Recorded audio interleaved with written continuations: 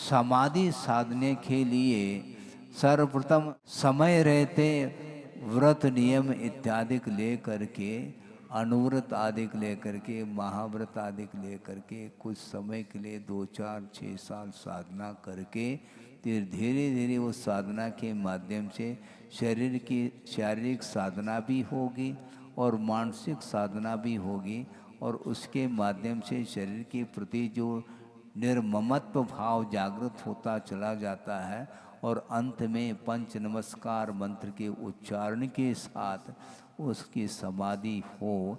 एक पवित्र भाव भीतर रहना चाहिए।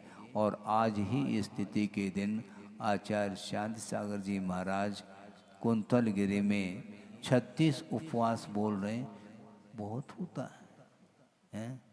और उसके पहले से उनकी वह संलेखना चल रही थी। इस प्रकार संलेखना पूर्वक उन्होंने समाधि को प्राप्त कर लिया, और हम लोगों के लिए भी मार्ग प्रशस्त करके गए।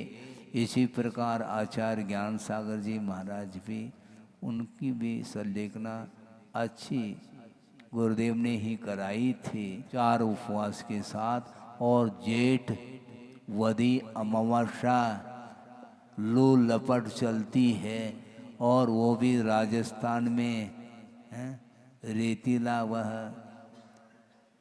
इसके बाद भी और उनको सुनते हैं साइटिका की व्याधि थी, इसलिए वह बाहर नहीं रहते थे, भीतर ही रहते थे। और आचार्य महाराज उतनी गर्मी में उनके चरणों में रह करके उनकी समाधि में पूरा का पूरा उन्होंने ही कराया है।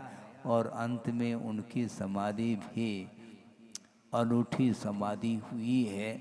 उसी प्रकार अपने जीवन में भी वह अवसर आए। इस प्रकार पवित्र भावना के साथ आचरण भावना को सामने रखते हुए निरंतर 12 भावना का चिंतन करते हुए अपने जीवन को व्यतीत करने के लिए लक्ष्य बना लेना चाहिए। क्योंकि अभी से लक्ष्य बनाएंगे तो धीरे धीरे उसकी पूर्ति भी होगी। क्योंकि एक कषाय संलेखना और एक काय संलेखना 2 प्रकार की संलेखना कही है। काय संलेखना तो धीरे धीरे होती चली जाएगी, किंतु कषाय संलेखना बहुत महत्वपूर्ण है।